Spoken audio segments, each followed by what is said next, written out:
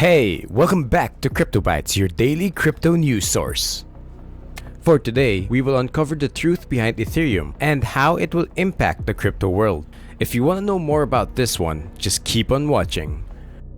On Monday, global payments giant Visa signaled its continued interest in cryptocurrency by releasing a paper outlining how the company could one day collaborate with the Ethereum network on automatic payments. The paper, which was inspired by an internal company hackathon earlier this year, explains how either users can schedule auto payments sent from self-custodial crypto wallets with Visa's help. Such functionality is not currently available on the Ethereum mainnet, but it would be enabled by a popular Ethereum proposal known as account abstraction, which would allow Ethereum user accounts to function like smart contracts with pre-scheduled execution functions.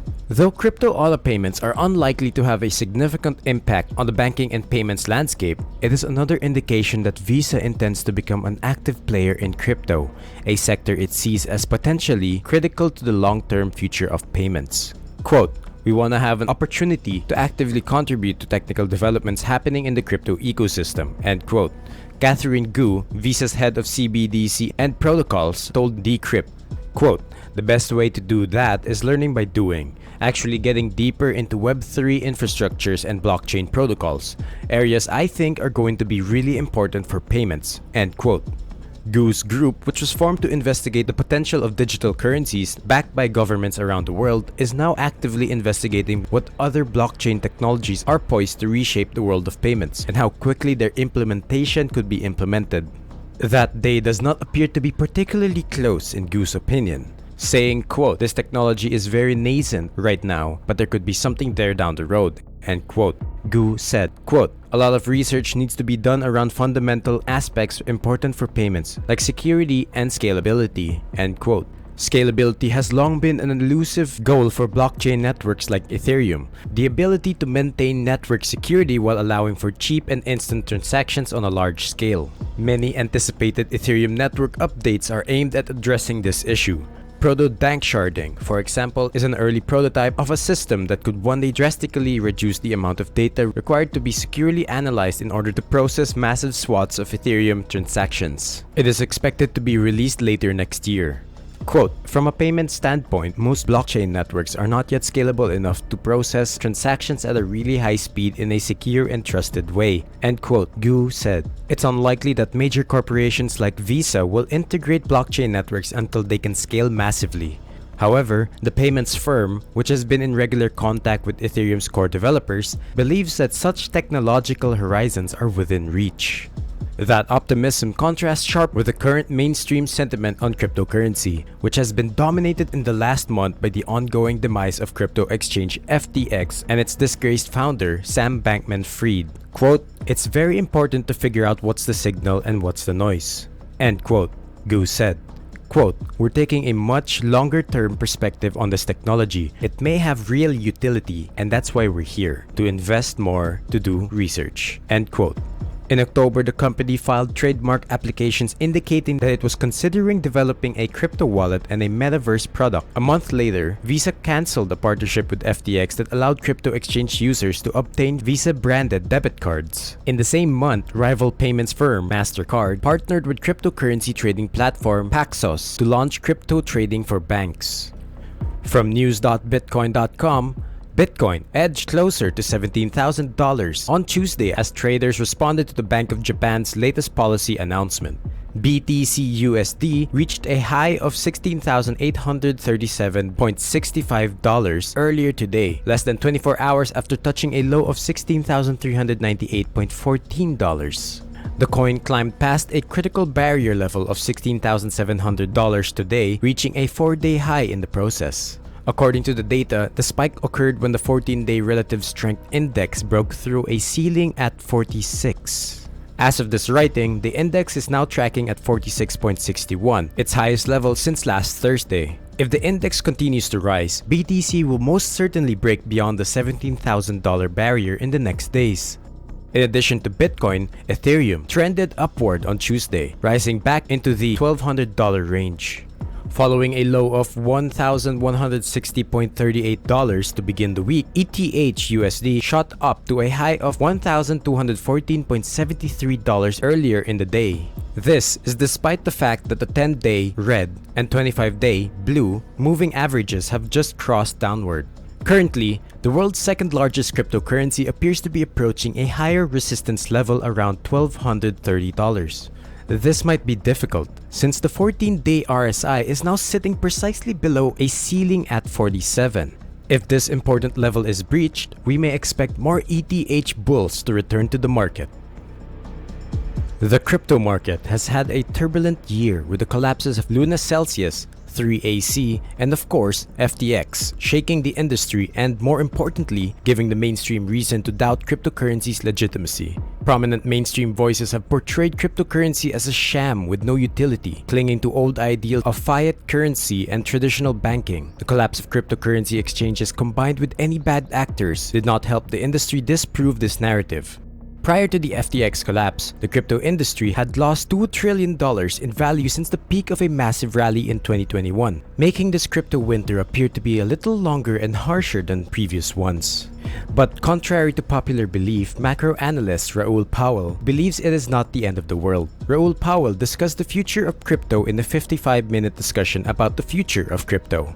Raul believes that, while these collapses are difficult, there is light at the end of the tunnel, and most importantly, this is not a new phenomenon.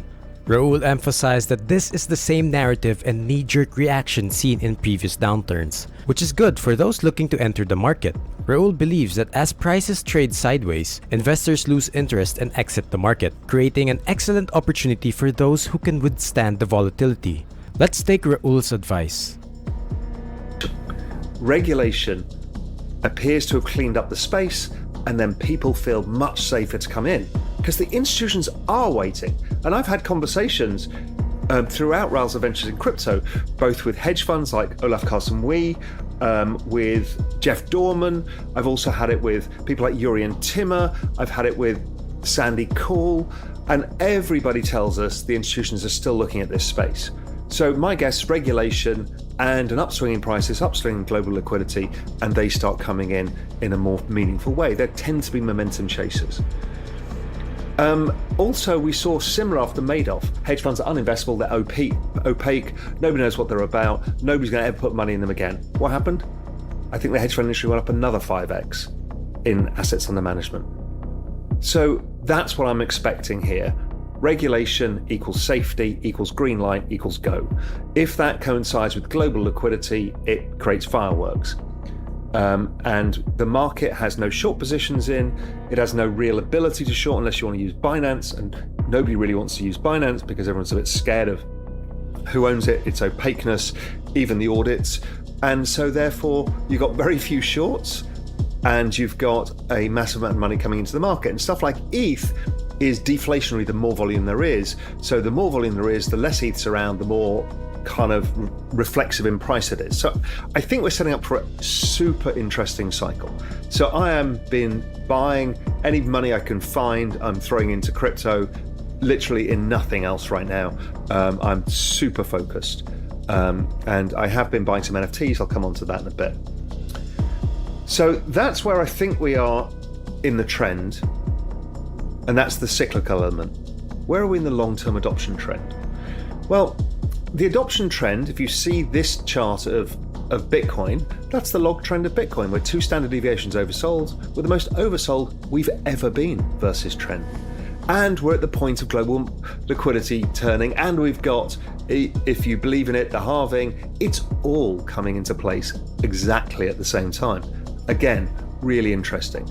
And here's the long-term chart, log chart of ETH. Same story, right on that big support level. And these kind of things are really interesting. The last time we got the cyclical cycle down onto the logarithmic trend, or to the bottom end of the logarithmic trend, was 2018, December. November, December 2018, we saw that puke, the final puke lower, which I think we saw in Bitcoin in October from the FTX, and I think we saw in ETH in June. What happened was that's when volatility came to the low and the market started picking up. That period, as soon as the Fed pivoted, was a complete change in markets. 2018 had seen the kind of falls we've seen now, about 20-30% falls. It was sharp, it was nasty, everyone was terrified. And then what happened was the Fed went, okay, sorry, yeah, we can see the economic data's falling apart, inflation's coming lower, so we're going to stop. And I think the S&P did about 15%. I think oil did about something similar. And then the NASDAQ did about 20. Exponential age stocks, the growth technology stocks, did about 24%. Bitcoin in 9 months did 300 or 400%, as did ETH. So these were staggering gains that came out of that environment. I've always referred to it like a beach ball being held underwater because the adoption trend is still there. What's fascinating about the adoption trend this time around, particularly in ETH, is the volumes have remained reasonably high. The number of active users has remained high. The total value transacted, which is the other part of the Metcalfe's law equation, has actually come down as the price of NFTs has come down. But the other measures look like it's robust. 2018, we saw a much larger fall in daily active users because it was earlier in the network adoption phase. But this time around, we get to build on top of what we built on from the last cycle. So that makes me very constructive overall.